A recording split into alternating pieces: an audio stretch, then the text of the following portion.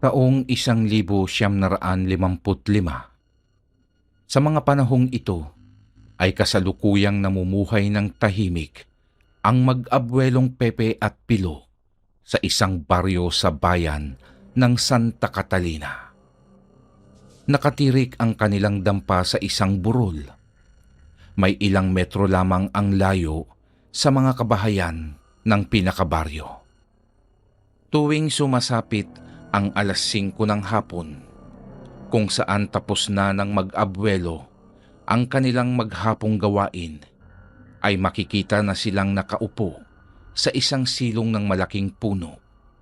At habang ipinapahinga ang pagod na mga katawan, ay payapa silang nakatanaw sa baryo habang pinagmamasdan ang mga taong nagkukumahog tapusin ang mga gawain. Nakikita mo ba ang kaibahan ng pagiging maagap sa masipag, Pepe? Base sa napapanood mo ngayon sa mga tao. Oho, Lolo Pilo. Mas maagang natatapos ang mga gawain at maagang naipapahinga ang pagod na katawan kung maagap ang isang tao. Tugon naman ng 15 anyos na binata. Tama, Apo. Walang saysay ang pagiging masipag ng isang tao kung inuuna ang walang kwentang bagay. Kita mo sila ngayon at oras na dapat ng pahinga, pero gumagawa pa rin sila. Tayo na sa loob ng kubo at makapaghapunan na tayo. Sa edad na 15 anyos, ay nasanay na si Pepe sa mabibigat na gawain sa bukid. Lumaki din siya sa magandang pangaral ng kanyang abuelong si Pilo. Mahirap man ang kanilang buhay at salat sa maraming material na bagay, ay hindi mariringgan ng pagrereklamo si Pepe. Kontento siya sa kung ano ang kaya nila. Ang mahalaga sa kanya ay kasama niya ang taong nagbigay sa kanya ng halaga at pagtuturo sa kanya ng magandang aral sa buhay. Para kay Pepe ay isang napakahalagang biyaya ng Diyos na ibinigay sa kanya si Pilo. Hindi tunay na apo ni Pilo si Pepe. Si Pilo ay isang matandang binata at dayo lamang sa bayan ng Santa Catalina. Samantalang si Pepe naman ay isang palaboy na kanyang inampun, may 8 taon na ang nakakaraan. Nag-cross ang landas ng dalawa nang minsang magtungo sa pamilihang bayan si Pilo at nakita ang nooy 7 taong gulang pa lamang na si Pepe. Nasa gilid ito ng daan habang inaapoy ito ng lagnat. Nang mapag-alaman ni Pilo na wala ng magulang ang bata at pakalat-kalat na lamang sa lansangan, ay kanya itong kinupkup at itinuring na isang tunay na apo. Matyagang tinuruan ni Pilo si Pepe ng pagsusulat at pagbabasa. Isang bagay na alam ni Pilo na magiging mahalaga para kay Pepe pagdating ng araw. Tinuruan din niya ng kagandahang asal at pagiging malapit sa Diyos si Pepe. Mula noon, ang malungkot na mundo ng dalawa ay nagkakulay at nagkaroon ng kabuluhan. Lumipas pa ang 10 taon ay ganap ng binata si Pepe. Sa edad na 25, makikitaan ito ng magandang pangangatawan. Bakas ng pagsisikap sa mga nakalipas na taong pagbubungkal ng lupa sa ilalim ng mainit na sikat ng araw. Samantalang si Pilo ay mababakas na rin ang katandaan.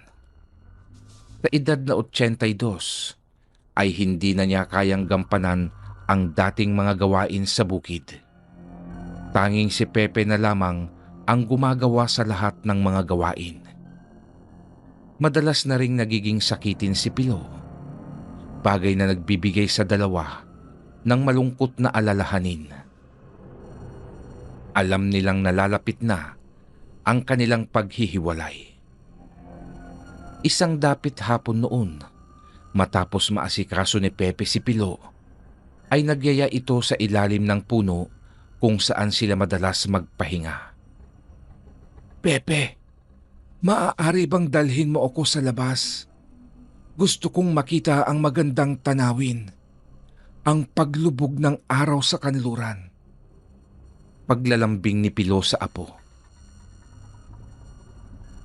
Pinuhat ni Pepe ang abuelo at iniupo sa kawayang upuan sa ilalim ng punong akasya. Doon ay nagkwentuhan ang dalawa habang pinagmamasdan ang kulay kahel na langit at ang unti-unting paglubog ng araw. Pepe, pag ako'y pumanaw, ayaw kong makikitang magpapabaya ka sa sarili mo. Huwag mong kalilimutan ang lahat ng itinuro ko sa iyo, apo. Lolo naman, ayan na naman kayo sa mga salitang ganyan. Matagal pa ang inyong buhay, kaya huwag kayong mag-isip ng hindi maganda. Apo, ang buhay ng tao sa mundong ito ay pansamantala lamang. Lahat naman tayo ay ayaw pumanaw, ngunit ang bawat buhay sa mundong ito ay may takdang ibinigay ang Panginoon. Kaya habang malakas ka, ay hanapin mo ang bagay na makapagpapasaya sa iyo, basta't hindi lamang ito makakasama. Tulad ko, hindi ako nagkamali ng tanggapin kita sa aking buhay. Dahil sa iyo, nagkaroon ng sigla ang mga natitira kong buhay sa mundo. Maaari mo bang awitin sa akin ang itinuro ko sa iyong awitin, Pepe? Malungkot man ay pinilit ni Pepeng awitin ang isa sa mga paboritong awitin ni Lolo Pilo. Habang inaawit iyon ni Pepe, ay panay naman ang pagtulo ng kanyang luha. Matapos ang kanyang pag-awit, ay wala na siyang narinig pang salita na nagmula kay Pilo.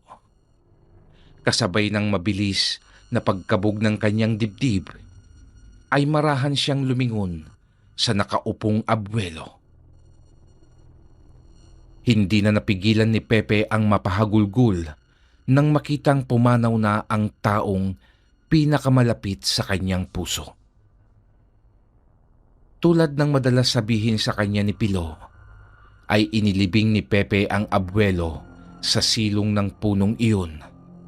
At tuwing sasapit ang 5:00 ng hapon hanggang lumubog ang araw sa kanluran, ay nakaupo si Pepe sa tabi ng puntod ni Pilo at nakatanaw sa mga taong nakikipaghabulan sa papalubog na araw upang tapusin ang mga gawain. Lumipas pa ang ilang oras ay tuluyan ng kinain ng dilim ang paligid. Ang ingay ng mga ibon ay napalitan na ng mga huni ng panggabing insekto. Unti-unti na rin ang pagsilip ng bilog na buwan na siyang nagbibigay ng kulay pilak na liwanag sa kapaligiran. Walang ano-ano'y isang figura ang umagaw sa atensyon ni Pepe. Tila isang malaking paniki ang mabilis na dumaan sa maliwanag at bilog na buwan. Ano yun? Isa bang bayakan ang aking nakita? Ay, maaaring antok na ako, kaya kung ano-ano na ang aking nakikita. Wika ni Pepe sa sarili, at bago ito pumasok ng bahay, ay nagpaalam na siya sa puntod ng abuelo. May 1 taon na rin ang nakakalipas mula nang pumanaw si Pilo. Pero hindi pa rin maiwasan ni Pepe ang malungkot tuwing siya ay nasa loob ng kubo. Hinahanap-hanap pa rin niya ang presensya ng yumaong abuelo. Agad na siyang humiga at hinipan na ang ilawang gasera. Sa pagdilim ng kabahayan, ay ipinikit na niya ang kanyang mga mata upang matulog. Papatulog na noon si Pepe nang bigla siyang makarinig ng mahabang pagsigaw mula sa baryo. Boses iyon ng isang babae. Napaupo si Pepe sa higaan at sinubukang pakinggang muli ang sigaw. At tanging mga huni na lamang ng kuliglig ang kanyang naririnig sa katahimikan ng gabi. Ano bang nangyayari sa akin? Kanina ay nakakita ako ng sobrang laking paniki. Ngayon naman, sigaw ng isang babae. Lo, kung tinatakot niyo naman ako, ay huwag naman. Baka magkasakit ako sa puso. Bulong ni Pepe at muli na siyang nahiga hanggang sa makatulog na ito.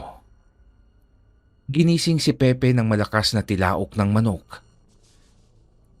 Sa pagmulat niya ng mata, ay kita niya ang mga munting liwanag ng araw sa mga siwang ng dingding.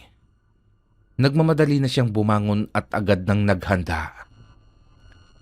Inilagay niya sa sako ang mga inani niyang bunga ng gulay upang ibenta sa pamilihan. Matapos niyang maisalansan ng maayos sa loob ng sako ang mga talong at ampalaya, ay lumapit siya sa puntod ng abuelo at nagpaalam. Isang bagay na nakaugalian na ni Pepe bilang pagrespeto sa kanyang abuelo.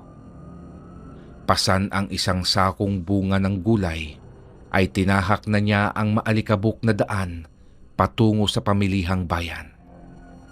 Habang siya ay naglalakad, ay nadaanan niya ang maraming taong nagkukumpulan sa harap ng isang bahay sa kanilang baryo. Bahagyang binagalan ni Pepe ang paglalakad habang nakatingin siya sa mga tao at sinusubukang pakinggan ang mga bulong-bulungan. Doon ay napag-alaman niyang 8 buwang buntis ang inaswang. Ayon sa mga nakikiosyoso, ay nagisingan na lamang ng lalaki ang kanyang asawa nang marinig niya ang malakas na sigaw nito.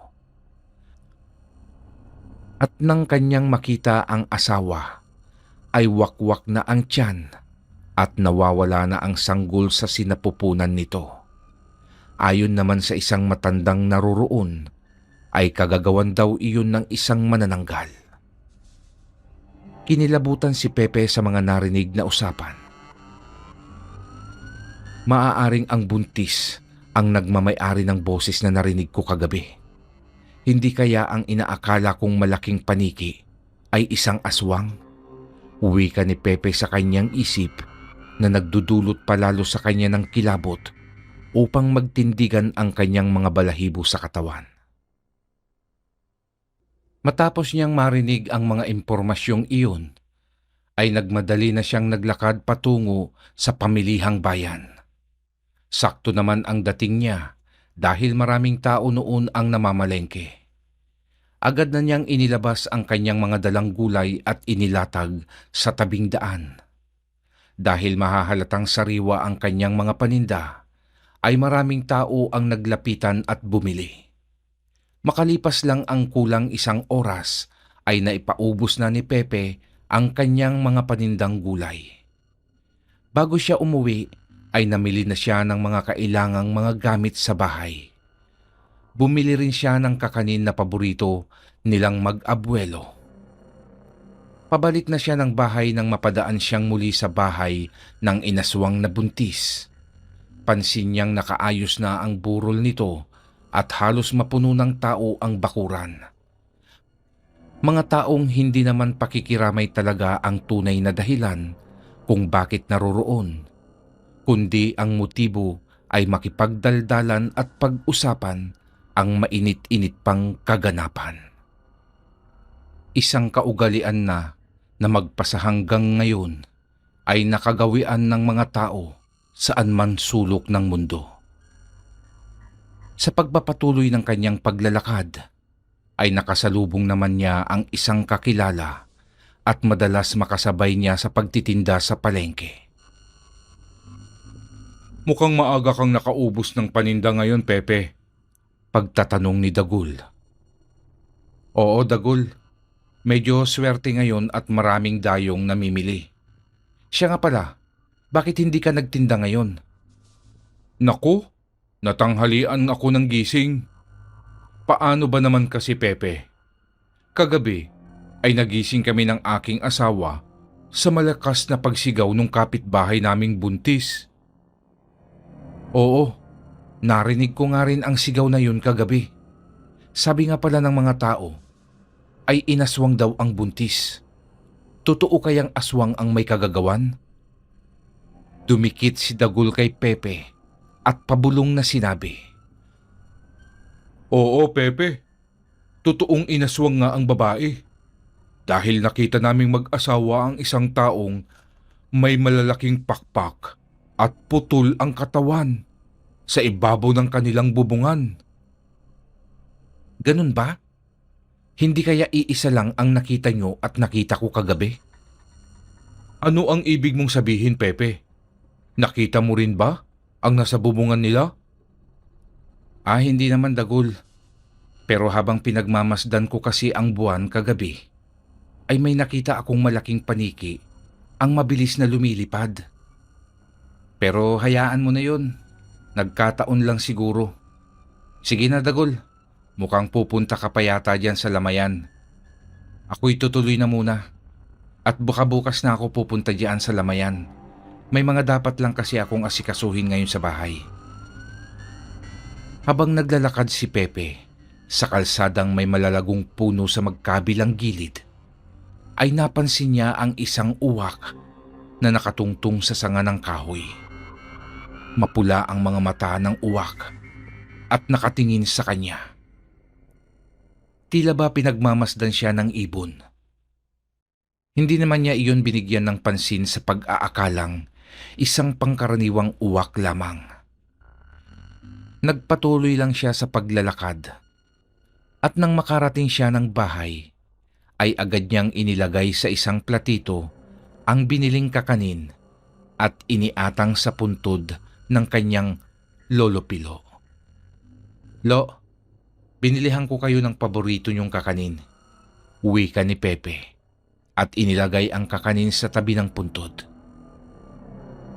Matapos iyon ay pumasok na siya ng bahay upang asikasuhin naman ang pagluluto ng kanyang tanghalian. Matapos makapananghalian at makapagpababa ng kinain, ay nag-igib si Pepe ng tubig sa balon upang diligan ang kanyang mga pananim na gulay. Natutuwa noon si Pepe sa nakikitang mga bunga ng mga ampalaya at talong na maaari na naman niyang mapitas at maibenta sa pamilihan.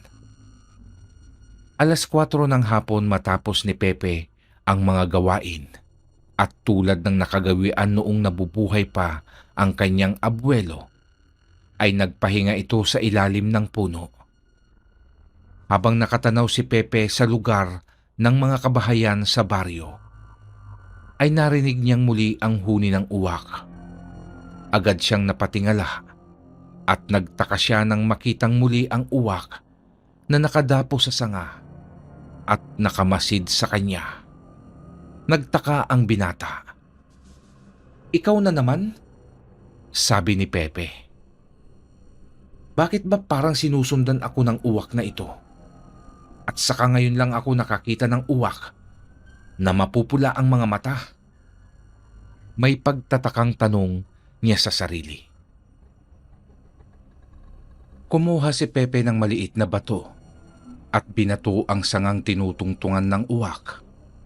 Sinadya niyang ipatama ang bato sa sanga dahil wala naman siyang balak patayin ang uwak na iyon. Nais lang niyang mabugaw ang ibon at umalis. Sa pagtama ng bato sa sanga ay hindi naman natinag ang ibon. Nanatili lamang iyon sa sangang tinutungtungan. Aba, makulit ka rin talaga, no? Bahala ka dyan. Uwi ka ng binata at pumasok na lamang ito sa loob ng bahay. Sa pagsapit ng gabi, naghahanda na si Pepe sa pagtulog nang marinig niyang muli ang huni ng uwak. Malakas ang ginagawang tunog ng uwak at sa kanyang pakiramdam ay nakatungtong iyon sa bubungan ng bahay. Lumipas pa ang ilang oras at lumalim na ang gabi, ngunit patuloy pa rin ang uwak sa ginagawang nakakairitang tunog. Dahilan upang hindi makatulog si Pepe. Sa inis ni Pepe ay lumabas ito ng bahay at dumampot ng bato. Ipupukol na lamang niya ang hawak na bato nang magulat siya sa nakita. Isang matandang lalaki na may mahahabang balbas at buhok na puti ang kanyang nakitang nakaupo sa bubungan. Sa pagkurap lang ng kanyang mga mata, ay biglang naglaho ang matandang iyon at nakita niya ang uwak na papalayo ng lumilipad. Hindi makapaniwala ang binata sa kanyang nasaksihan. Sinubukan pa niyang sampalin ang sarili upang masigurong siya ay gising at hindi na nanaginip lamang. Pagdapo ng makapal at matitigas niyang palad sa pisngi, ay ramdam ni Pepe ang sakit. Agad na siyang pumasok ng bahay at nahigang may pagtataka sa pangyayaring iyon. Dahil tahimik na noon ang paligid, ay hindi na niya namalayan siya ay nakatulog na. 9:00 ng umaga nang magising si Pepe. Matapos itong mag-inat, ay tumungo na sa kusina at nagmumog. Matapos makapagmumog ay nagtimpla siya ng kape.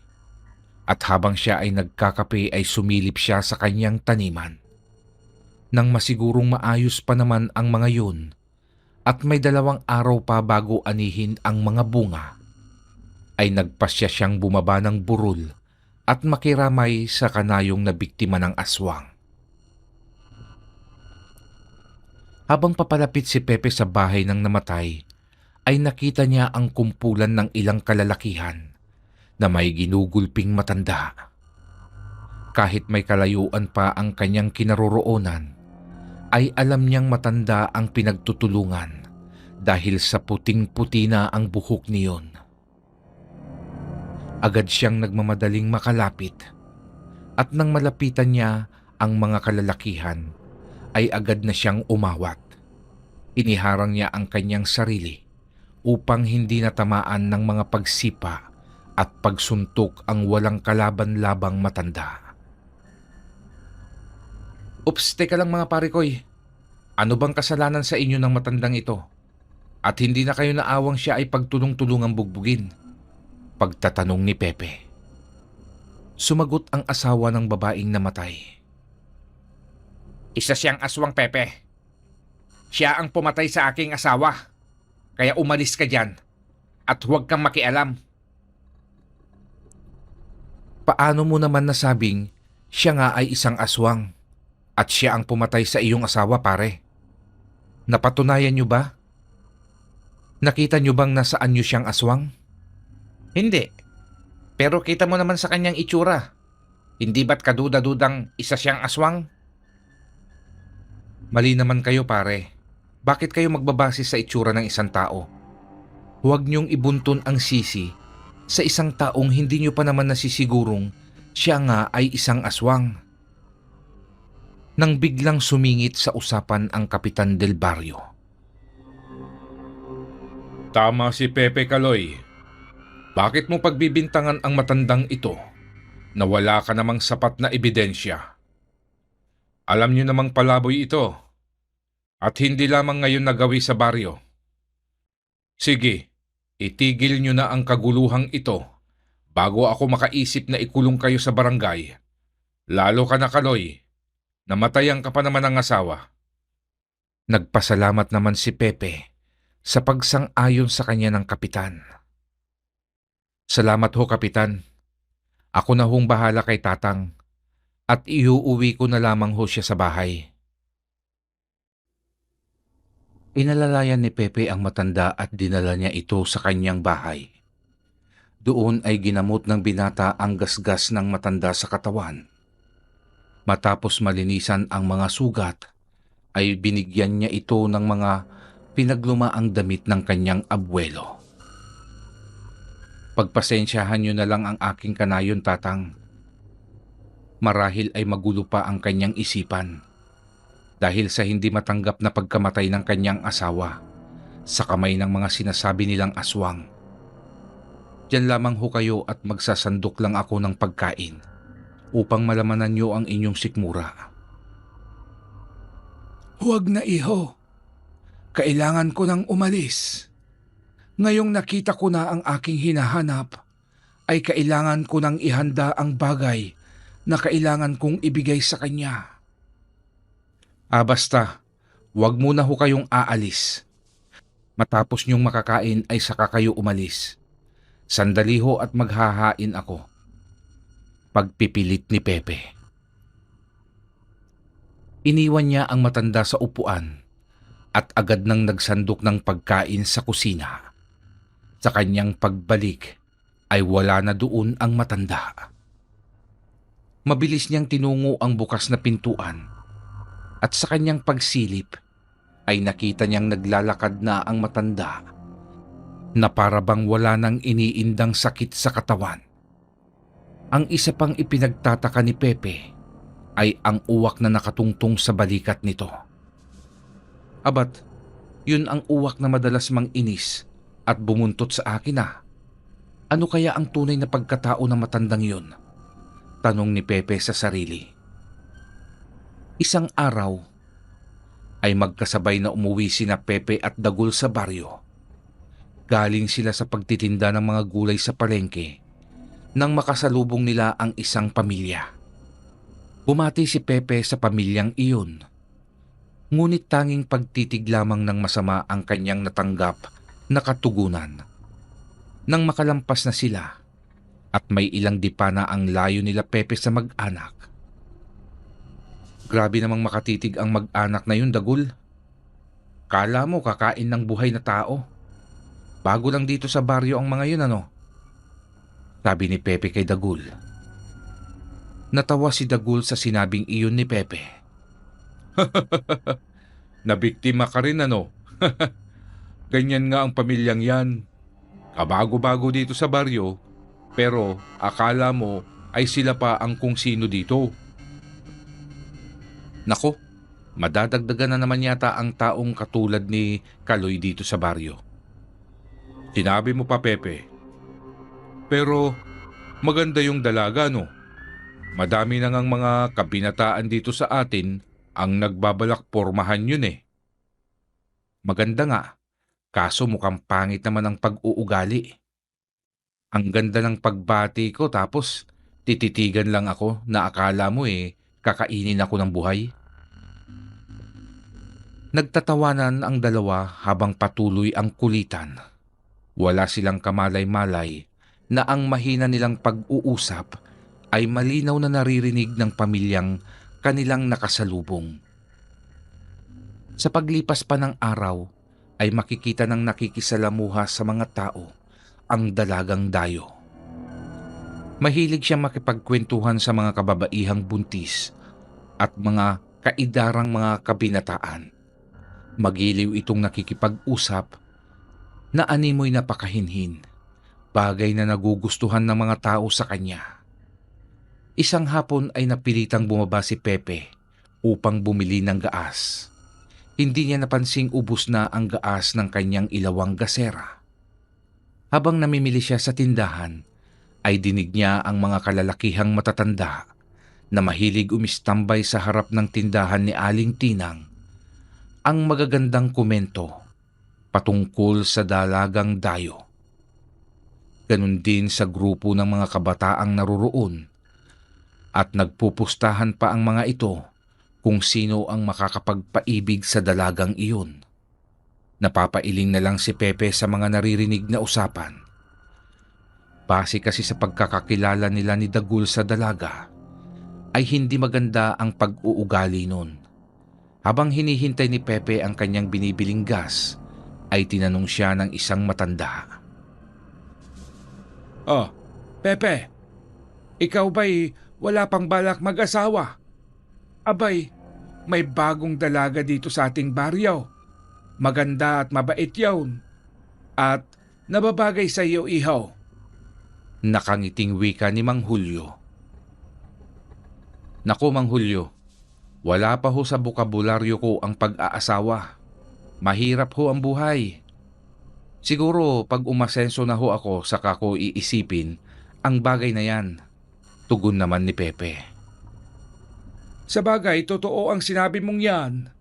Dapat may sapat na ipon o maayos na trabaho ang isang tao bago pumasok sa pagpapamilya nang hindi maging kawawa ang mga magiging anak. Diyan ako bumibilib sa batang ito eh. Oh, eto na ang gas mo, Pepe. Umuwi ka na at huwag mo nang pansinin ang matandang yan. Uwi ka naman ni Aling Tinang. Sige ho, maiwan ko na ho kayo dyan at ako'y uuwi na ho. Ay sige. Iho, mag-iingat ka at medyo makahoy ang papaakyat sa lugar mo. Ngumiti na lamang si Pepe at diretsyo na itong naglakad patungo sa burol na kinatitirikan ng kanyang kubo. Hindi naman siya nakakaramdam ng takot kahit na makahoy ang daan pa uwi. Isa pa ay may gamit naman siyang flashlight upang maliwanagan ang kanyang madilim na daanan. Nasa kalagitnaan na siya ng kakahuyan nang makarinig siya ng malakas na pagaspas na nanggagaling sa itaas ng mga puno. Itinaas niya ang liwanag ng flashlight at tumingala. Ngunit hindi niya makita kung saan nanggagaling ang malakas na pagaspas dahil sa makakapal na mga sanga at dahon. Bahagyang nakaramdam ng kilabot si Pepe. Nagmamadali na siyang naglakad upang makarating na agad ng bahay. Paglabas niya ng kakahuyan, ay sinubukan niyang tumingala at doon niya nakita ang isang tila napakalaking paniki ang bumubulusok patungo sa kanya. Nataranta si Pepe sa nakita at mabilis siyang tumakbo. Saan ka pupunta, lalaki? Akala mo makakatakas ka sa akin. Ikaw ang aming magiging hapunan ngayon. Uwi ka ng manananggal habang papalapit na sa binata. Paglingon ni Pepe ay nakita niyang hahablutin na ng nilalang ang kanyang likuran. Mabilis siyang dumapa sa lupa upang hindi siya mahagip ng manananggal. Lumagpas sa kanya ang nilalang at bigo itong madakma si Pepe. Muling lumipad pa itaas ang aswang at mabilis ding bumwelta at bumulusok patungo kay Pepe. Mabalasik ang mga mukha nito at halata na ang pagkairita. Muling tumakbo si Pepe palayo. Maswerte namang meron siyang nakitang putol na sanga ng kahoy. Huminto siya ng pagtakbo at pinulot ang kahoy na iyon. Hinigpitan niya ang pagkakahawak sa putol na kahoy at hindi na kumilos sa kanyang kinatatayuan. Ikinatuwa naman iyon ng manananggal sa pag-aakalang madadagit na niya ang kanyang magiging hapunan. Ngunit laking gulat ng nilalang nang malapit na niyang madakma si Pepe ay biglang humarap sa kanya ang binata na noon ay nakaamba na ang pagpalo. Huli na ang lahat nang mapagtanto ng nilalang na pinainan lamang siya ni Pepe. Wala nang pagkakataong makaiwas pa ang aswang at isang malakas na hampas ang iginawad sa kanya ng binata. Tinamaan ang aswang sa mukha, dahilan ng bahagya niyang pagkahilo. Paggewang-gewang iyong lumipad pataas. Sinamantala naman ni Pepe ang pagkakataong iyon at tumakbo na siyang muli. 2 dipa na lamang at mararating na niya ang kanyang kubo nang makita niyang papasugod na naman ang manananggal. Mas binilisan pa niya ang pagtakbo. Ngunit minalas si Pepe at natisod ito sa nakaumbok na bato. Napasubsob si Pepe sa lupa. Putris, pag minamalas ka nga naman talaga, wika ni Pepe. Wala na siyang nagawa kundi makipagsapalaran na lang at makipagsabayan sa nilalang. Agad siyang tumihaya at inihandang muli ang hawak na kahoy. Ngunit nagulat siya nang biglang sumulpot ang uwak na madalas manginis sa kanya. Mabilis iyong sumugod pasulubong sa nilalang at tinuka nito ang mata ng aswang. Umaalingaw-ngaw ang isang nakakakilabot na pagdaing ng aswang na nagpatindig ng balahibo ni Pepe. Maya-maya lang ay makikita na ang pagdating ng napakaraming uwak na sumugod sa manananggal. Pinagtulungang pagtututukain ng mga uwak ang aswang. Halos hindi alam ng nilalang ang gagawin ng mga sandaling iyon. "Lintik na mga ibon kayo! Ano bang nangyayari sa inyo? Sa tanang buhay ko bilang aswang, ngayong ko lang naranasan ng ganito." Uwi ka ng manananggal na halos hindi alam ang gagawing pagsalag sa mga pagtuka sa kanya ng mga uwak. Wala lang nagawa pa ang aswang kung di lumipad na lamang palayo at takasan ang pag-ataking iyon ng mga ibon. Nakatulala naman si Pepe. Hindi siya makapaniwala sa nakita. Ito ang kauna-unahang pagkakataon na nakaranas siya ng kababalaghan. Ito rin ang kauna-unahang pagkakataon na makaharap niya ang tinatawag na manananggal.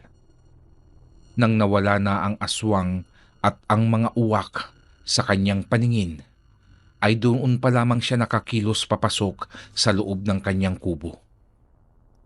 Sisindihan sana niya ang kanyang gasera nang maalala niyang nabitawan pala niya ang biniling gaas. Lintsak na aswang yun. Nang dahil sa kanya, nawalan tuloy ako ng ilaw.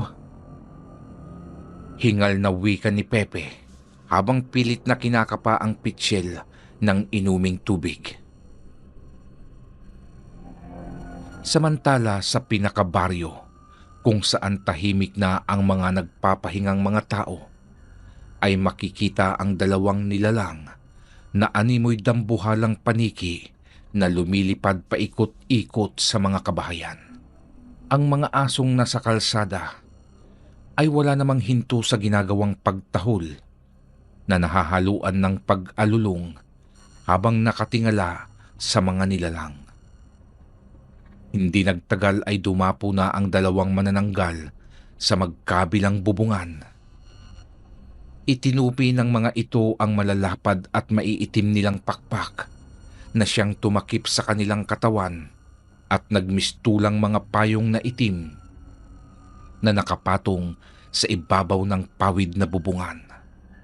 Dahan-dahan ang ginagawa nilang pagkutkot sa pawid na bubungan at gumagawa ng maliit na butas upang silipin ang kinaroroonan ng bibiktimahing buntis. Mabilis ang mga pangyayari at makalipas lang ang halos kalahating oras ay lumipad ng paalis ang dalawang nilalang. Pag-uwi ng mga manananggal sa kanilang bahay ay agad nilang binuo ang mga putol na katawan. Bakit wala pa ang iyong ama? Malapit nang mag-umaga. Saan pa ba naghanap iyon ng kanyang mabibiktima? Ewan ko ba dyan kay Tay? Mas gusto pa niyang lumayo samantalang ilang buntis ang meron dito sa baryong ito. Tara, at tulungan mo akong hanapin siya. Baka mamaya ay napahamak na ang isang yun.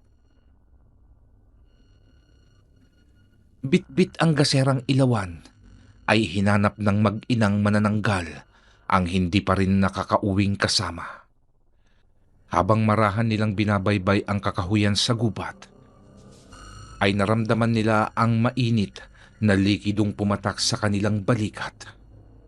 Sabay na napatingala ang mag-ina at laking gulat nila nang makita ang kasama nilang nakasabit sa sanga ng puno at wala ng buhay.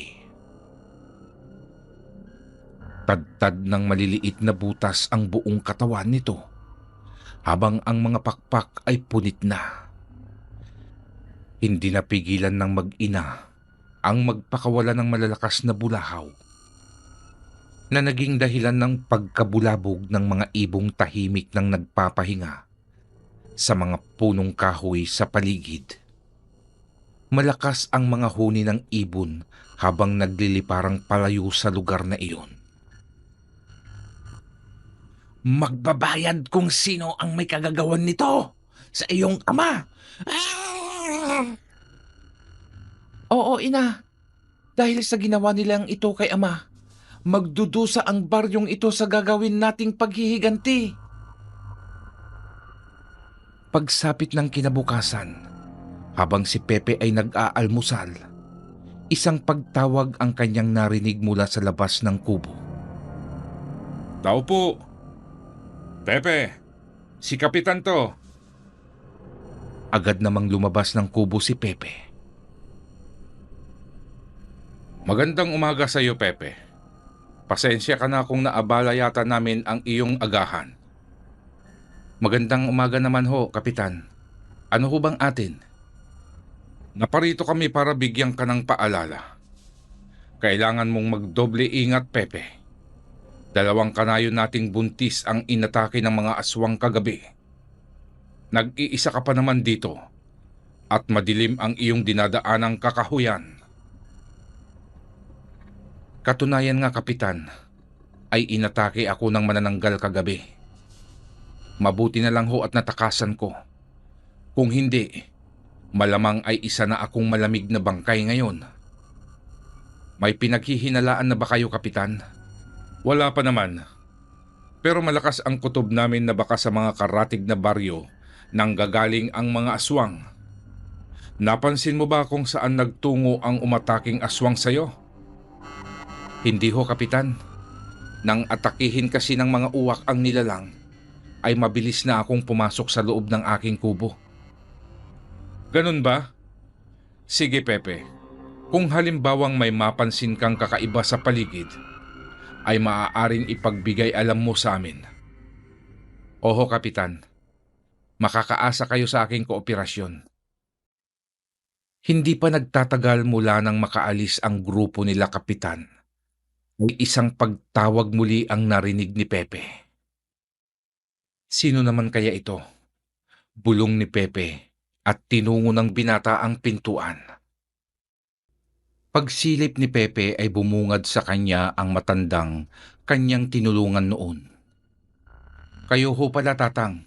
Kumusta na ho kayo? Pasok ho kayo sa loob. Hindi na, iho.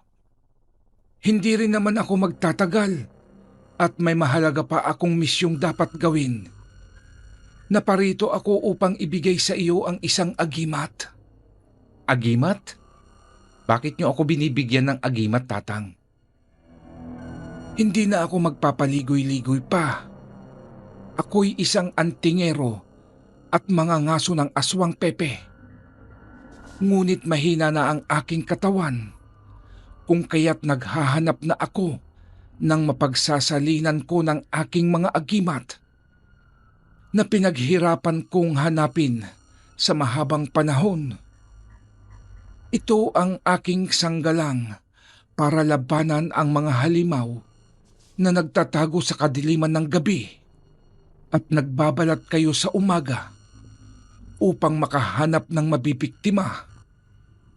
Matagal na kitang sinusubaybayan at nakita ko ang kabutihan ng iyong puso upang maging isang tagapagtanggol.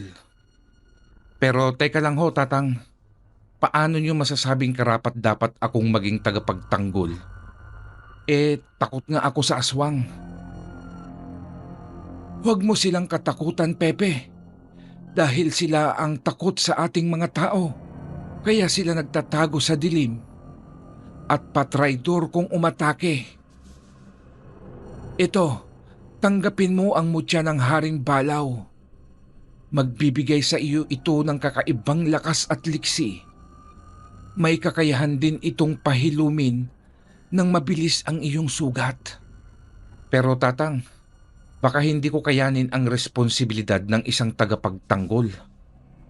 Hindi kita pipiliin kung hindi ko nakikita sa iyong katauhan ang kagitingan, Pepe. Magtiwala ka sa iyong sarili. Wala ng panahon, Pepe. Nagsisimula na silang maghasik ng kasamaan dito sa bayan ng Santa Catalina. At hindi magtatagal ay darating pa ang mas maraming nilalang ng kadiliman. Hindi ka ba naaawa sa mga taong walang awang? Pinapas lang ng aswang. Ang mga batang maagang nawawalan ng magulang. Matagal na hindi nakasagot si Pepe. Nakatitig lamang ang binata sa ibinibigay ng matanda. Isa itong kwintas na may batong kulay berde. Ang mutya ng Haring Balaw ay isang uri ng mutya na nagtataglay ng maraming kakayahan. Magkakaroon ng ibayong lakas, liksi at kakayahang paghilumin ang sugat ng sinumang magtatangan nito. Dahan-dahang ikinilos ni Pepe ang kanyang kanang kamay upang abutin ang ipinagkakaloob sa kanyang anting-anting. Napangiti ang matanda nang biglang ibaba muli ni Pepe ang kanyang kamay at magtanong, "Teka tatang, paano naman kayo? Paano niyo pa maipagtatanggol ang inyong sarili kung mawawala na sa inyo ang inyong mga agimat?" Sumingkit ang mata ng matanda na tila ba naiirita. Gaya ng sinabi ko sa iyo, Pepe, mahina na ako at wala ng kakayahang makipagkumbate sa mga aswang. Kung hindi ko ito ibibigay at ako'y kanilang mapaslang, ay makukuha nila ang agimat at lalo silang magkakaroon ng lakas. Kailangan ng tao ang tagapagtanggol, Pepe. Humugot ng malalim na paghinga si Pepe at kinuha nito ang mutyang ipinagkakaloob sa kanya ng matanda. Salamat, iho. Ingatan mong mabuti ang iyong gabay at panatilihin ang katahimikan ng bawat kanayunan. Ito si Pumawak. Siya ang iyong magiging mata pagsapit ng dilim. Siya ang magbibigay sa iyo ng impormasyon kung saan umaatake ang isang aswang. Dumapo ang uwak na may mapupulang mata sa balikat ni Pepe at humuni ito bilang pagbati sa bago niyang kasangga. Paano, Pepe? Kailangan ko nang umalis at may misyon pa akong dapat gawin. Alisin mo ang takot sa iyong sarili dahil ang takot ang nagbibigay ng lakas sa isang aswang. Uwi ka ng matanda at ito ay naglakad ng palayo. Ilang minuto nang wala na sa harapan ni Pepe ang matandang antingero nang maalala niya ang mga gulay na kailangan niyang ibaba sa pamilihan. Araw kasi ng palengke at kailangan niyang maibenta ang mga naani niyang gulay para hindi ito masira at masayang. Paano, Pumawak? Kailangan nating maghanap buhay. Nasa iyo kung sasama ka o magpapaiwan. Isinuot ni Pepe ang kwintas at agad nang binuhat ang sako ng ampalaya at talong. Sa pag-angat ni Pepe ng sako, ay ramdam niya na napakagaan lamang niyang pinasan iyon. Napangiti ang binata. Nagsimula na siyang maglakad patungo sa pamilihan. Bakay sa kanang balikat ang sako at sa kaliwang balikat naman ay nakatungtong si Pumawak. Habang nadadaanan niya ang ilang kanayon, ay napapatingin ang mga ito sa kanya.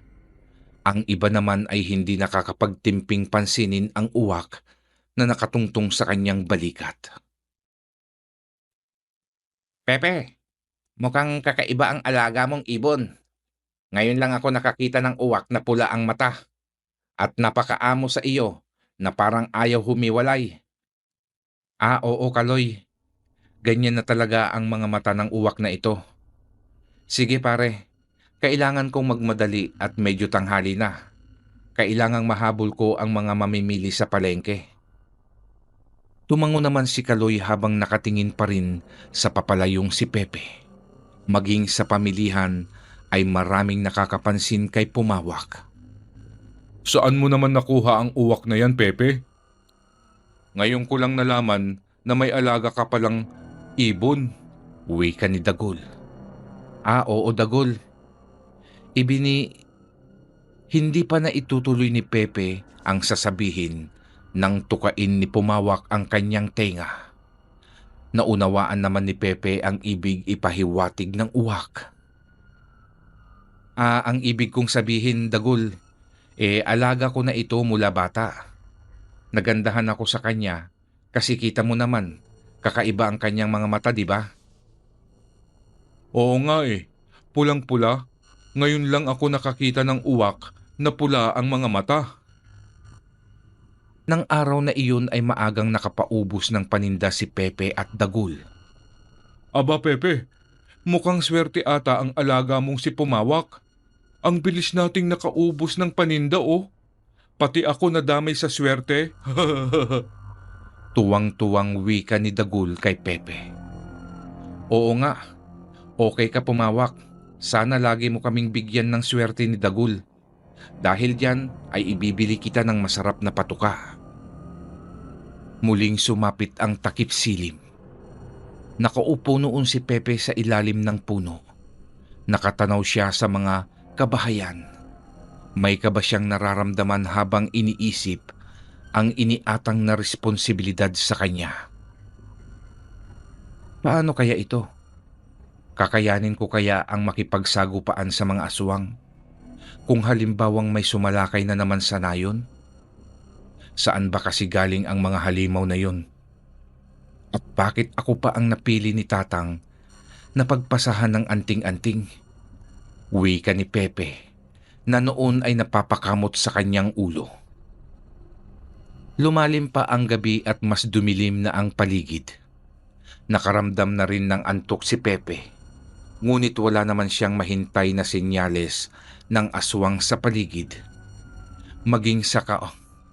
Maging sa kanayunan. Nagpasya na siyang pumasok sa loob ng bahay upang ipahinga ang antok na mga mata. Pagsapit ng umaga ay maaliwalas ang kapaligiran. Masayang naghuhunihan ang mga ibon. Matapos makapag-almusal si Pepe at Pumawak, ay naisipan ni Pepe ang makibalita sa baryo. Sa pagdaan ni Pepe sa isang bahay, ay nakita niyang nakikipagkwentuhan sa isang buntis, ang dalagang Dayo. Pansin ng binata na magiliw naman iyong kinakausap ng buntis at hinahayaan lamang haplusin ng dalaga ang kanyang tiyan. Nang walang ano-ano'y biglang nakaramdam si Pepe ng pag-init ng kanyang dibdib. Agad siyang napahawak at nakapanya ang mutyang nakakwintas sa kanya. May pagtataka si Pepe kung bakit umiinit ang suot niyang mutya ng haring balaw. Hindi naman niya alam na ang ibig sabihin nun ay may aswang sa paligid. Ito pa lang kasi ang kauna-unahang pagkakataon na magkaroon ng agimat si Pepe. Samantalang si Pumawak naman ay nakatitig lamang sa dalaga. Napalingon ang dalaga sa kinaroroonan ni Pepe. Nagtama ang mga mata ng dalaga at ng ibon. Sa pagkakataong iyon ay biglang nagbago ang tingin ni Pepe sa itsura ng dalaga. Matalim ang namumulang mata niyon habang nagtutulisan ang mga ngipin na nakangiti sa kanya. Agad na napakurap si Pepe. At nang muling tignan ang dalagang Dayo, ay nasa normal naman itong itsura. Ano ang ibig sabihin ng nakita ko? Isa ba iyong babala na ang dalagang iyon ay isang aswang? Ito ba ang kakayahan ni Pumawak? Ang ilantad ang totoong kaanyuhan ng isang aswang na nagbabalat kayo? Pagtatanong ni Pepe sa kanyang isipan. Mabilis nang naglakad si Pepe palayo sa bahay na iyon. Habang siya ay papalayo, ay ramdam naman niya na lumalamig na ang kanyang mutya. Naisip ni Pepe na maaaring umiinit ang mutya kung may aswang sa paligid na malapit lamang sa kanya. Upang mapatunayan ang naglalaro sa kanyang isip, ay sinubukan niyang bumalik at dumaang muli sa bahay kung saan naroroon ang dalagang dayo. Habang palapit siya ng palapit, ay nararamdaman na naman niya ang pag-init ng mutya. At nang makatapat na siya ng bahay, ay mas tumindi ang pag-init nito. Patay mali siyang dumiretso ng paglalakad si Pepe upang hindi siya mahalata ng dalaga. Nagtungo siya sa tindahan ni Aling Tinang kung saan may matatandang naglalaro ng dama habang nagkwekwentuhan ng kwentong barbero. Nakiumpok siya sa mga iyon at pasimpleng sinusulyap-sulyapan ang paglabas ng dalaga sa bakuran. Isang plano ang nabubuo sa isip ni Pepe ng mga sandaling iyon. Nagulat si Pepe nang bigla siyang kausapin ng isang matanda. Abay, Pepe, ngayon lang kita nakitang tumambay dito. Mukhang nakukursunadahan mo na rin ang dalagang dayo. Uwi ka ni Mang Kulas. Hindi ho, Mang Kulas. Mangyayari niyan naiinip lang ho ako sa bahay. Wala naman na ho si Lolo para makakwentuhan ko doon. Oo nga naman. Ito namang si Kulas. Porket napatambay lang dito si Pepe, yan na agad ang nasa isip mo. Bakit ba kasi inip na inip kang mag-asawa na si Pepe? Bakit? Susuportahan mo ba sila kung mag-aasawa na yan? Hindi naman sa ganaon. Nanghihinayang lang kasi ako sa gandang lalaki ng batang ito. Naku, Kulas. Mabait si Pepe at hindi tulad mong babaero na kahit na hindi na tumitindig ang manok mo, gumigiri ka pa rin. Sabat ni Aling Tinang. Malakas na hagalpakan ng pagtawa ang umaalingaw-ngaw sa tindahan ni Aling Tinang ng mga sandaling iyon.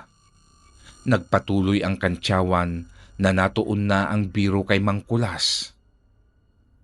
At hindi naman nagtagal, ay nakita na ni Pepe na lumabas na ng bakuran ang dalaga. Nang matantya ni Pepe na medyo nakakalayo na iyon, ay agad na rin siyang nagpaalam sa mga kakwentuhan. Pasimpleng sinundan ang dayong dalaga. Oh, kita nyo? Kunwari lang yan si Pepe. Tignan nyo at pasimpleng binuntutan yung dalaga. Ay, kung bata-bata lang ako, ay tiyak na nahulog na sa kamay ko ang dalagang iyan. Ang sabihin mo, Kulas, kailangan mo nang umuwi at makakain ng tanghalian. Nalilipasan ka na ng gutom Nakaw, itong si Tinang talaga. Selos na selos ay. Muling nagkatawanan ang mga naroroon sa dalawang matandang balo na nagkakapikunan na sa mga sandaling iyon. Samantala, hindi inaalis ni Pepe ang tingin sa dalaga habang sinusundan niya iyon ng pasimple. Nang walang ano-ano'y biglang huminto ang dalaga sa paglalakad at agad na humarap sa kanya. Sinusundan mo ba ako, Pepe? Agad na tanong nito sa binata. Ha? Ay, bakit naman kita susundan? Dito din naman ang daan ko pa uwi. Wika ni Pepe. At nagpatuloy lang siya sa paglalakad na nilampasan ang dalaga. Nang mga sandaling iyon, ay tinitiis ni Pepe ang sobrang init na nagmumula sa mutya. Mga ilang hakbang pa lang ang kanyang nagagawa, ay nilingon niya ang dalaga sa pag-aakalang nakasunod iyon sa kanya. Ngunit laking gulat ni Pepe nang wala iyon sa kanyang likuran. Hindi makapaniwala ang binata dahil ang lugar na kanilang kinaroroonan ay walang ibang pwedeng daanan. Doon na kumpirma ni Pepe na ang dalagang dayo ay isang aswang na naghahasik ng lagim sa kanilang kanayunan. Samantala sa pagdating naman ng dalaga sa kanilang tahanan, ay agad nitong kinausap ang kanyang ina. Inay, mukhang alam ko na kung sino ang pumatay kay Itay. Ha? Paano? May isang binata dito sa baryo na parang minamanmanan ako. Hindi naman ako ganun kasigurado, pero kinukutuban ako sa binatang yun. Kung ganoon, kailangan natin siyang pagbayarin. Siya man o hindi ang may kagagawan sa kamatayan ng iyong ama, ay dapat natin siyang paslangin. Habang kumakain si Pepe ng tanghalian, ay hindi nawawala sa kanyang isip ang mga pangyayaring naganap kanina. Ngayon ay alam na niya ang dahilan ng pag-init ng mutya. Ito ay nagbibigay babala sa kanya kung may presensya ng aswang o panganib sa paligid. Ang kakayahan ni Pumawak na ipasa sa kanya kung anuman ang nakikita nito. At isang bagay ang kanyang napatunayan. Lahi ng aswang ang pamilyang dayo sa kanilang lugar. Matapos niyang makakain, ay kinuha ni Pepe ang mahabang itak na iniingatan ng kanyang lolo Pilo. Maingat niya iyong hinasa upang manumbalik ang kinang at talim. Ito ang gagamitin niyang sandata upang paslangin ang mga nilalang ng kadiliman na nagnanais ubusin ang mga taga Santa Catalina. Pagsapit ng takip silim, ay bumaba ng burol si Pepe kasama si Pumawak. Pagdating nila sa baba, ay pinalipad ni Pepe si Pumawak at binili ng magmanman. Dumapo ang ibon sa isang punong malapit lamang sa bahay ng buntis na kausap ng dalagang dayo. Samantalang si Pepe ay naghihintay ng impormasyong ipapasa sa kanya ni Pumawak. Ilang oras na ang lumipas at malalim na ang gabi, ngunit wala pa ring pagdalaw ng aswang sa bahay ng minamanmanan nila Pepe. Ang tindahan nila Aling Tinang ay sarado na at nakauwi na ang mga tambay. Tahimik na noon ang baryo. Lumapit si Pepe sa punong kinaroroonan ni Pumawak. Ano kaibigan? Wala pa bang dumarating na kalaban? Wika ni Pepe sa uwak. Iginalaw nito ang kanyang ulo sa senyas ng pag-iling. Samantala sa burol ay kasalukuyang sinisira ng mag-ina ang kubo ni Pepe. Pilit na pinapalabas ang binatang wala naman doon. Ina, mukhang wala dito ang sinasabi kong binata. Mabuti pa'y balikan na lang natin siya sa ibang araw. At unahin na natin ang buntis na inihanda ko kanina. Namarkahan ko na yun at nalagyan ko na ng itim na orasyon ang kanilang kabahayan upang maging mahimbing ang kanilang tulog at hindi na magambala ang ating gagawing pagkuha sa sanggol. Mabuti pa nga anak, kesa ubusin natin ang oras natin sa walang kwenta. Lumipad ng patungo ang dalawang manananggal sa bahay ng buntis. Ang ibong panggabi na madalas nakabuntot sa aswang ay nag-umpisa ng humuni ng tik, tik, tik. Dinig na dinig sa kalaliman at katahimikan ng gabi ang huni ng tiktik. Biglang lumipad pasalubong si Pumakaw sa ibong tiktik at doon ay nakita nitong papalapit na ang mag-inang manananggal. Biglang nakaramdam si Pepe ng pagsakit ng ulo at siya ay napapikit. Sa kanyang pagpikit ay nakita niya ang dalawang manananggal na dumapo sa ibabaw ng bubungan. Mabilis na tumalon si Pepe pababa sa lupa. At paglapat ng kanyang mga paa, ay siya namang hugot ng itak na kanyang sandata. Kuminang ang talim ng itak nang masinagan ng malamlam na liwanag ng buwan. Nakapwesto na ang mga manananggal sa bubungan. Itinago na nila ang kanilang putol na katawan sa loob ng nakatupi nilang mga pakpak. At inumpisahan na ang pagkutkot sa pawid. Dahan-dahang umakyat ng bubong si Pepe. Dahil sa gawa lamang sa kawayan at pawid ang bubong, ay hindi maiiwasang makagawa ni Pepe ng ingay. Sabay na napalingon sa kanya ang mag-inang manananggal. Sinasabi ko na nga ba't, ikaw ang lalaking nagpapakabayani sa baryong ito. Ikaw ang pumatay sa aking ama. Siya ba ang sinasabi mong pumaslang sa iyong ama? Oo, inay. Kaya huwag na nating bigyan pa ng pagkakataong makatakas ang walang hiyang ito. Teka. Kayo pa lang ang una kong papaslangin. Wala akong kinalaman sa pagkamatay ng iyong ama. Huwag kayong mapagbintang. Ang dami mo pang sinasabi. Gusto mo pang magpatawa. Korne ka naman. Uwi ka ng dalaga. At mabilis na nitong inatake si Pepe. Diretso itong lumipad patungo sa binata. Itataga na lang ni Pepe ang hawak niyang itak nang balyahin naman siya ng isang manananggal dahilan upang ikahulog ni Pepe. Bumagsak si Pepe sa lupa at bago pa makasugod ang mag-ina ay agad na siyang bumangon at itinaas ang hawak na itak. Isang malakas na wasiwas ang ginawa ni Pepe. Ngunit agad na nakailag ang manananggal.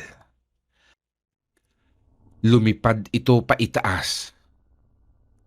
Sa paglipad nito ay hindi na malayan ni Pepe na nakasunod ng paglusob ang isa pa. Isang malakas na kalmot ang iginawad nito sa binata. Gumuhit ang mahabang kalmot sa dibdib ni Pepe. Ramdam ni Pepe ang hapdi ng kalmot na iyon. Ikinatuwa naman ng dalawang aswang ang nakitang pinsala sa katawan ng binata. Ngunit ang kanilang tuwa ay agad ding napalitan ng pagkagulat nang makita nilang agad din iyong naghilom. Lumabas ng bakuran si Pepe at mabilis nagtungo sa kalsada. Hindi ko akalaing may antingero pala sa baryong ito. Pero sa palagay ko, ina, ay isa pa lang siyang baguhang antingero. Dahil hindi pa niya alam ng lubos paano gamitin ang kanyang agimat. Kaya may pag-asa pa tayong maipanalo ang labang ito. Muling umatake ang dalawang manananggal.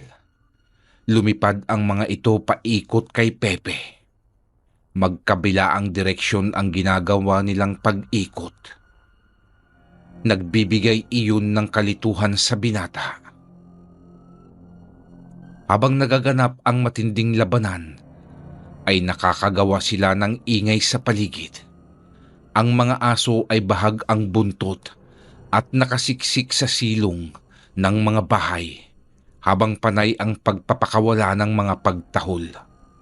Isa-isang nagliliwanag ang loob ng kabahayan. Nagigising na ang mga tao at isa-isa nang nagsisilipan sa bintana. Nakita nila si Pepe sa gitna ng daan, habang ang mga aswang ay nakita nilang paikot-ikot sa binata. Mabilis din nilang isinara ang kanilang mga bintana at tahimik na nagkubli sa loob ng kanilang mga tahanan. Si Dagul naman ay inaawat ng kanyang asawa dahil gusto nitong lumabas upang tulungan si Pepe. Huwag ka nang lumabas ng bahay, Dagul. Mapapahamak ka lang dito, pare. Magsara na lang kayo ng inyong tahanan at bantayan mong maigi ang iyong mga mahal sa buhay. Huwag niyo akong alalahanin. Kaya ko na ang dalawang ito, pare. Sigaw ni Pepe kay Dagul at sa iba na ring kabaryo. Talagang nagpapakabayani ka para sa mga walang kwentang tao, Pepe. Huwag mo silang tawaging walang kwenta dahil hindi sila gumagawa ng kasamaan. Ang mga katulad nyo ang walang kwenta dahil nagpapasakop kayo sa kapangyarihan ng dyablo. Wala kang karapatang pagsalitaan kami ng ganyan. Hindi mo alam ang aming pinagdaanan sa kamay ng tulad nyong mga tao. Kung may nagawa mang hindi maganda ang ibang tao sa inyo, ay hindi pa rin sapat na katwiran ang pumanig sa demonyo at lalong ilubog ang inyong mga sarili sa kasamaan. Mahina ang pananampalataya nyo sa Panginoon, kaya dapat lamang kayong mamatay upang hindi na kayo makapanakit at wala na kayong maakit na mga kaluluwa sa impyerno. Matapos masambit ni Pepe ang mga katagang iyon, ay biglang lumabas ang berdeng usok sa kanyang mutya. Bumalot iyon sa katawan ni Pepe at sa isang iglap ay nagbago ang kanyang kaanyuhan. Lumaki pa lalo ang kanyang pangangatawan at naging ulo ng kalabaw na may hikaw sa ilong ang kanyang ulo. Nagulantang ang dalawang manananggal sa nasaksihang pagbabago ni Pepe. Ina, ang Haring Balaw! Paano napunta sa kanya ang kapangyarihan ng Haring Balaw? Tumakas na tayo, anak. Hindi natin kakayanin ang kapangyarihan ng Haring Balaw. Lumipad ng paalis ang dalawang manananggal nang biglang tumalon ng napakataas ni Pepe na nasa anyong Haring Balaw. Nagawa ni Pepeng mahawakan ang tig-isang pakpak ng mga papatakas na aswang at mabilis na hinila pababa sa lupa. Ipinalibag ni Pepe ang isang manananggal sa malaking puno. Sa lakas ng pagtama nun sa katawan ng puno, ay labis na pagkahilo ang naramdaman ng aswang at nagsuka pa iyon ng dugo. Napasigaw naman ang isa pang aswang na kasalukuyang hawak ni Pepe. Ina! Ngunit iyon na lang ang kanyang nasambit dahil natikman niya ang galit at kapangyarihan ng Haring Balaw. Pinali ni Pepe ang mga pakpak nito at sa pamamagitan lamang ng isang kamao ay nagawa nitong pisakin ang ulo ng dalagang manananggal. Matapos iyon ay dinampot ni Pepe ang itak at nilapitan ang naghihingalo ng aswang at agad na inihiwalay ang ulo nito. Matapos iyon ay nagpakawala ang Haring Balaw ng isang malakas na sigaw. Ah! Hanggang sa unti-unti nang bumabalik ang usok sa loob ng mutya at kasabay nun ay ang pagbabalik ni Pepe sa dati nitong kaanyuhan.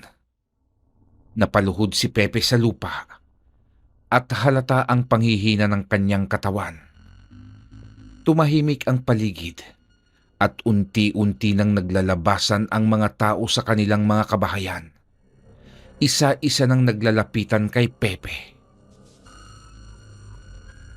Nang maibalik na ni Pepe ang dati niyang lakas, ay sinabihan ang mga tao. Wala na ang mga aswang na gumagambala sa ating nayon mga kasama. Ngunit kailangan nating puntahan ang kanilang bahay sa pusod ng kagubatan at doon natin sunugin ang kanilang katawan kasama ng kanilang tahanan. Nagtungo ang mga kalalakihan sa pamumuno ni Pepe. Bit-bit ang mga bangkay ng dalawang aswang. Nang marating nila ang pusod ng kagubatan, ay isang kubo ang kanilang nakita. Nakita rin nila ang dalawang katawang putol ng manananggal. Sa loob ng kubo ay nakita rin nila ang kalansay ng isang manananggal. Pinagsama-sama nila ang mga bangkay ng aswang at sinunog. Habang pinagmamasdan ni Pepe ang nagliliyab na kubo, ay sumumpa ito sa kanyang sarili na hindi pa dito nagtatapos ang kanyang paglaban sa kampon ng kadiliman, dahil ito pa lamang ang umpisa ng kanyang pagiging tagapagtanggol. Matapos ang pangyayaring iyon sa Santa Catalina, ay mabilis na kumalat ang kakayahan ni Pepe. Ang balita ay parang kuryenteng gumapang patungo sa iba't ibang lalawigan at mga kabayanan. Wakas. Mga kakilabot, samahan niyo ako sa mga darating pang pakikipagsapalaran ni Pepe at Pumawak. Salamat po sa lahat ng nakinig. Amen po.